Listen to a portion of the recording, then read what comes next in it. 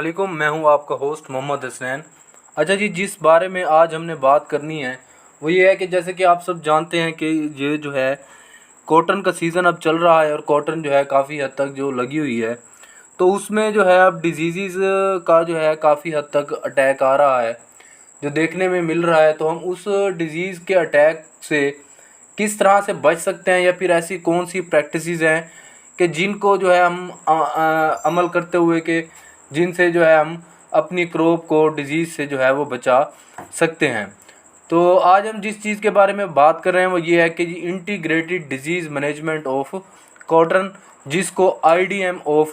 Cotton कहते हैं। तो कॉटन जैसे कि हम सब जानते हैं, जिसका साइंटिफिक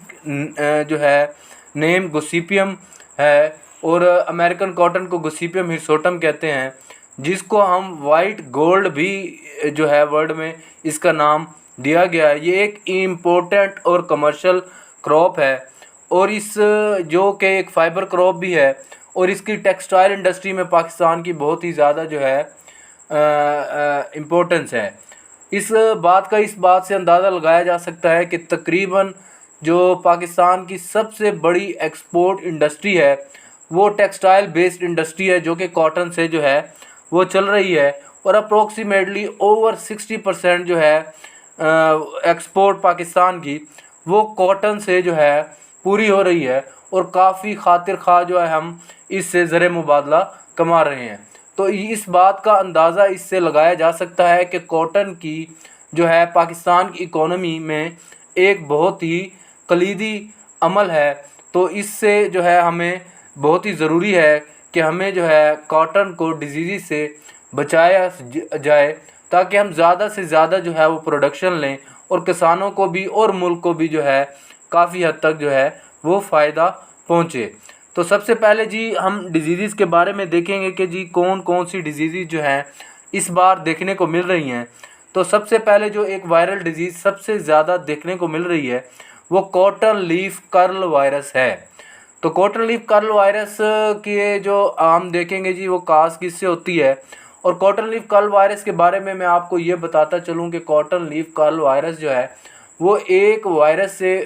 होता है, जिसका नाम ही जो कॉटन लीफ कर्ल है। तो कॉटन लीफ कर्ल जो है वो एक सिम्टम है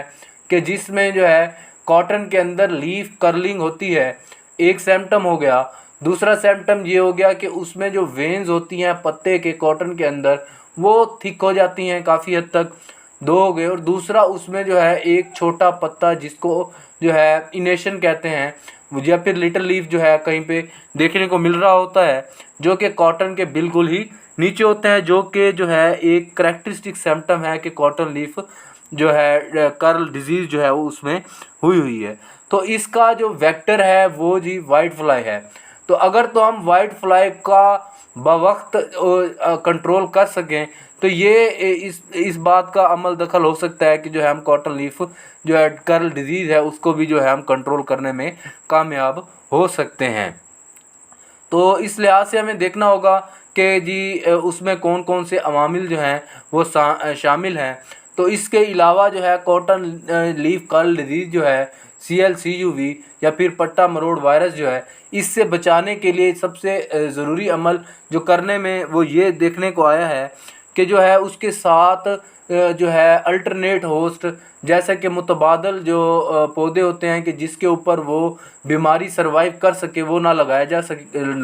जाए, जिनमें जो है वो भिंडी सबसे ऊपर आती है। अगर तो भिंडी जो है वो लगाई जाए कॉटन के साथ तो ये काफ़ी हद तक चांसेस मौजूद होंगे कि वो वेक्टर जो है वाइट फ्लाई या जो है सफ़ेद मक्खी, तो वो क्या करेगी जी वहाँ से डिजीज़ लेके कॉटन के अंदर शिफ्ट कर देगी। तो हमें जो है इस अवामिल से बचना होगा। तो ये इसके बारे में वाइट फ्लाई जो उसका वेक्टर है ये कुछ डिस्क्रिप्शन दी हुई है, जिसके बारे में मैंने आपको पहले ही बताया है कि वाइट फ्लाई जो है वो किस तरह से अफेक्ट करती है। तो वाइट फ्लाई जो है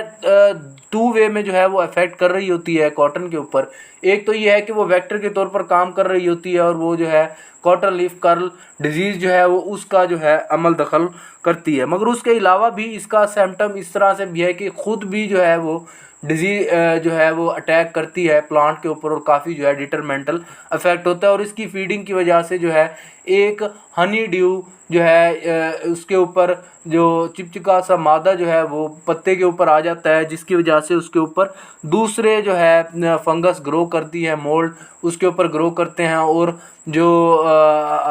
क्या कहते हैं फोटोसिंथेसिस है उसका अमल भी जो है काफ़ी हद तक रुक जाता है, और जिससे जो है काफ़ी हद तक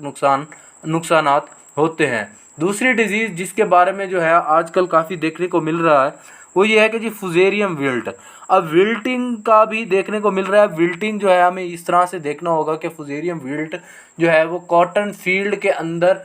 जो है वो एक फंगस की वजह से होती है, और वो एक पैच के फॉर्म में मौजूद होगी। इसको पहचानने का तरीका ये है कि जी एक तो वो जाहिर सी बात है पौधा मुरझाया सा हुआ होगा। अगर हम पौधे के तने को काट कर देखेंगे तो अंदर जो है वो भूरे रंग का होगा या फिर ब्राउन रंग का होगा, जिसकी वजह ये होती है कि जो फंगस है फुजेरियम ऑक्सीस्पोरम जो कि इसका काजल एजेंट है, जिसकी वजह से जो है ये बीमारी हो रही होती है, तो ये जाके डायरेक्टली अटैक करती है वेस्कुलर बंडल्स के ऊपर, और वो वेस्कुलर बंडल्स को जो है वो ब्राउन कर देती है, जिसकी वजह से जो है काफ़ी हद तक नुकसानात होते हैं। तो ये एक जो है फुजेरियम जो है वो एक सॉइल बॉर्न डिजीज़ है। अगर हम जो है सही वक्त पर बर वक्त इसकी पहचान करें और जो है सैनिटेशन के प्रॉपर जो है वो प्रोसीजर्स को फॉलो करें तो इस डिज़ीज़ से भी जो है काफ़ी हद तक बचा जा सकता है। दूसरी जो सबसे ज़्यादा अफेक्ट करने में देखने मिल रही है वो जी बैक्टीरियल लीफ ब्लाइट है, जो कि एक बैक्टीरिया ज़ैंथोमोनास की वजह से होती है। अब ब्लाइट्स से देख के ही आपको मालूम हो रहा होगा कि जी झुलसाओ। अब झुलसाओ का इस तरह से होता है कि अगर हम दूर से ही देखें तो ऐसा लगता है कि पूरा का पूरा जो है फील्ड जला हुआ है बैक्टीरिया की वजह से। अब बैक्टीरिया है तो जाहिर सी बात है उसमें जो है ऊजिंग के सिम्टम्स भी देखने को मिलेंगे, वाटर सोक्ड सिम्टम्स देखने को मिलेंगे। तो कोटिलिडन्स के ऊपर और सीडलिंग्स के ऊपर भी काफ़ी हद तक जो है वो अटैक होगा, और ब्लैक कलर के जो है वो लयन होंगे, और कैंकर भी और गिल्डिंग भी, और अल्टीमेटली यही होगा कि जो वो सीडलिंग है या फिर प्लांट है वो जो है ब्लाइट की वजह से, झुलसाओं की वजह से जो है वो डेथ की तरफ जो है वो चला जाएगा। अब हमने जो देखना है जी इंटीग्रेटेड डिजीज़ मैनेजमेंट में हमें ये देखना होगा कि हमें कौन कौन सी प्रैक्टिसेस या फिर कौन कौन से अवामिल को मद्देनज़र रख कर जो है वो प्लांट की डिजीज़ को जो है वो कंट्रोल करना है। अब integrated plant disease management can be defined as a decision based process involving coordinated use of the multiple traits for optimizing the control of pathogen in an ecologically and economically. इसका मतलब ये है कि हम जो है किसी एक कंट्रोल मेथड को या फिर किसी एक मैनेजमेंट स्ट्रेटजी को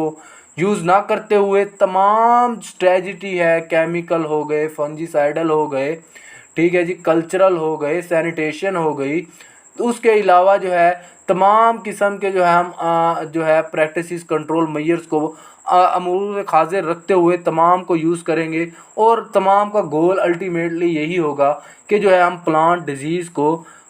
कम से कम करें और कॉटन के ऊपर ज़्यादा से ज़्यादा जो है हम वो पैदावार ले सकें। तो इसकी इम्प्लीकेशन जो है वो हम इस तरह देख साइमल्टेनियस मैनेजमेंट ऑफ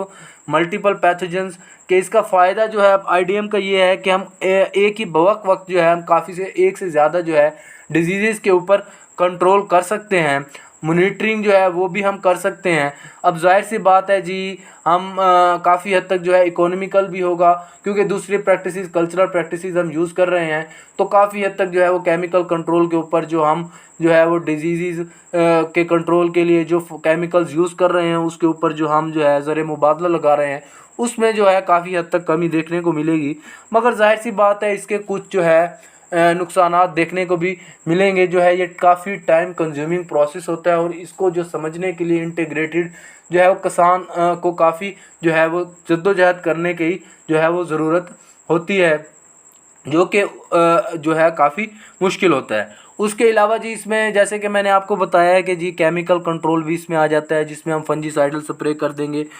और उसको कंट्रोल करने के लिए जो है हम डायरेक्ट अफेक्ट जो है जल्दी से जल्दी हम अगर चाहते होंगे कि जी हम अपनी डिजीज़ को जो है वो कंट्रोल करें। उसके अलावा रेजिस्टेंट वैराइटीज़ है, काफ़ी हद तक वाइट फ्लाई के लिए खिलाफ भी जो है हम रेजिस्टेंट वैराइटीज़ की तरफ जो है हम जा रहे हैं, जिसके ऊपर जो है काफ़ी हद तक काफ़ी यूनिवर्सिटीज़ में जो है वो काम हो रहा है। कल्चरल प्रैक्टिसेस आ जाती हैं कि जी बेटर सैनिटेशन हो गया, गुड प्रैक्टिसेस हो गए। उसमें सबसे जो है अगर डिज़ीज़ को कंट्रोल करना है तो उसमें सबसे अहम बात यही है कि जो हम सीड जो है हम यूज़ करें वो रेजिस्टेंट होना चाहिए, वो गुड क्वालिटी का होना चाहिए, ठीक है। और जो है हम ज़मीन और मिट्टी और पानी का जो है वो तज्ज़िया करवा लें ताकि जो है वक्त से पहले हमें पता चल सके जो है किस न्यूट्रिएंट्स को किस वक्त देना है और कितनी मिकदार में देना है। तो इन तमाम बातों को अगर हम मद्देनज़र रखेंगे तो उम्मीद है कि जो कॉटन की पैदावार है वो इस साल जो है वो काफ़ी हद तक ज़्यादा आएगी। तो इस साल जो है वो कॉटन की जो स्पॉट प्राइस गवर्नमेंट ने तय की है वो 8600 पर 40 kg है, 8600 रुपये मन, जिससे काफ़ी हद तक जो है किसान को फ़ायदा पहुँचेगा। मैं उम्मीद करता हूँ आपको जो है ये समझ आ गया होगा। Thank you. वालेकुम, मैं हूँ आपका होस्ट मोहम्मद हसन।